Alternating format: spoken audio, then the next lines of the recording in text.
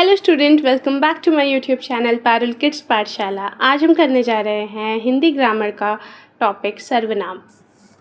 जो शब्द संज्ञा या सर्वनाम के स्थान पर प्रयोग किए जाते हैं उन्हें हम सर्वनाम कहते हैं। अब इस डेफिनेशन को समझने से पहले आपको ये पता होना चाहिए कि संज्ञा क्या होती है। किसी भी वस्तु, स्थान इत्यादि के नाम को हम संज्ञा कहते हैं। अगर आपको संज्ञा के बारे में डिटेल में जानना है तो आप मेरे चैनल पर जाकर इसकी वीडियो देख सकते हैं, वहाँ मैंने इसे अच्छे से एक्सप्लेन किया है। जो कोई भी शब्द संज्ञा के स्थान पर प्रयोग किए जाते हैं उनको हम क्या कहते हैं? सर्वनाम। जैसे कि राम विद्यालय जाता है, इसमें राम क्या है? संज्ञा है। अब राम की जगह यहाँ पर जो वर्ड यूज़ होगा उसको हम क्या बोलेंगे? सर्वनाम। जैसे कि वह प्रतिदिन पढ़ता है, यहाँ राम की जगह क्या यूज़ हुआ? वह, तो यहाँ पे वह क्या हो गया? सर्वनाम। मीना गाना गाती है, यहाँ संज्ञा क्या है? मीना।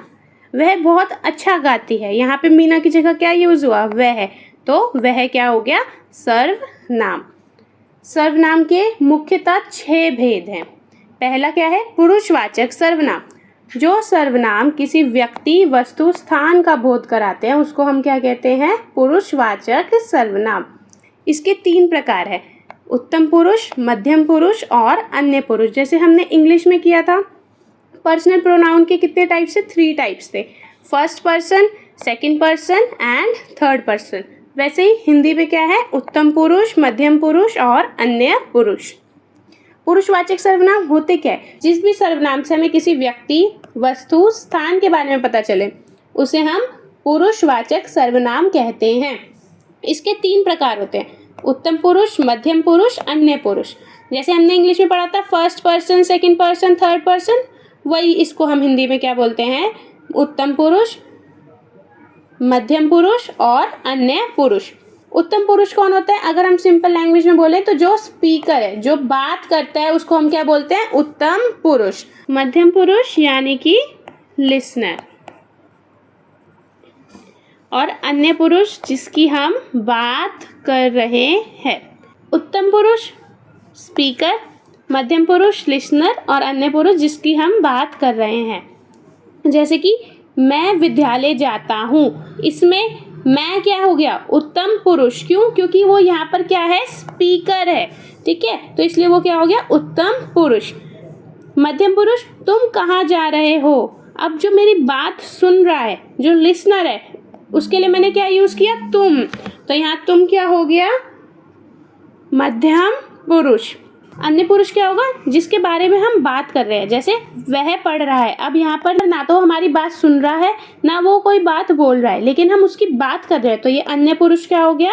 जिसकी हम बात कर रहे हैं, यानी कि वह है। निश्चयवाचक सर्वनाम, जो किसी निश्चित यानी एग्जैक्ट व्यक्ति, वस्तु, स्थान की ओर संकेत करे उसे हम क्या बोलते हैं? निश्चयवाचक सर्वनाम।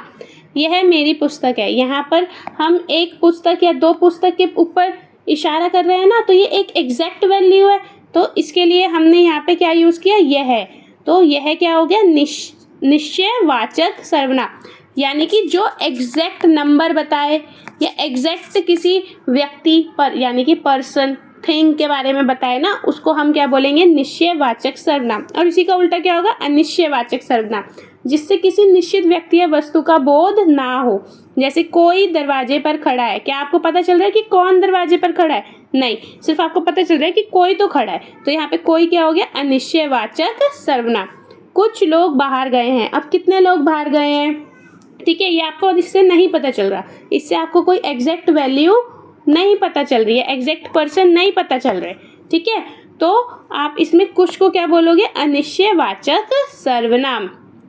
अगला है संबंधवाचक सर्वनाम, जो 2 वाक्यों या पदों का संबंध स्थापित करे उसे हम क्या बोलते हैं? संबंधवाचक सर्वनाम। जैसे जो मेहनत करता है वही सफल होता है। अब इसमें जो और वही, इन दोनों वाक्यों को आपस में क्या कर रहे हैं? जोड़ रहे हैं ना, इन दोनों वाक्यों का आपस में संबंध बता रहे हैं, रिलेशन बता रहे हैं, तो ये जो और वही क्या होगा? संबंधवाचक सर्वनाम। जैसा करोगे वैसा भरोगे। अब इसमें जैसा और वैसा ये दोनों शब्द, इन दोनों शब्दों का आपस में संबंध बना रहे, ठीक है। तो इसे हम क्या बोलेंगे, संबंधवाचक सर्वनाम। प्रश्नवाचक सर्वनाम जो प्रश्न पूछने के लिए हम प्रयुक्त करते हैं, जिनका यूज हम कोई भी क्वेश्चन पूछने के लिए यानी प्रश्न पूछने के लिए करते हैं, उन्हें हम प्रश्नवाचक सर्वनाम कहते हैं। जैसे कौन आया है, तो इसके अंदर कौन क्या है, प्रश्नवाचक सर्वनाम। क्या हुआ, अब इसके अंदर क्या क्या है, प्रश्नवाचक सर्वनाम।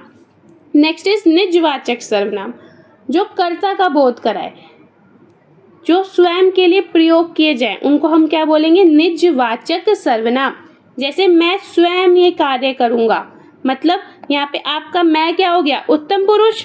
क्यों, क्योंकि यहाँ पे उत्तम पुरुष क्यों हुआ ये, क्योंकि यहाँ पर स्पीकर है मैं, ठीक है। लेकिन जो स्वयं है वो मैं के लिए यूज हुआ है ना, खुद के लिए यूज हुआ है, तो स्वयं क्या हो गया आपका, निजवाचक सर्वनाम।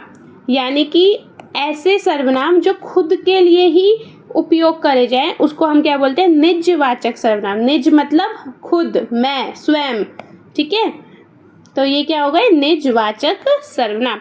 उसने अपने हाथों से घर बनाया, तो उसने अपने हाथों से, ठीक है, अपने हाथों से, तो ये क्या हो गया इसका, निजवाचक सर्वनाम।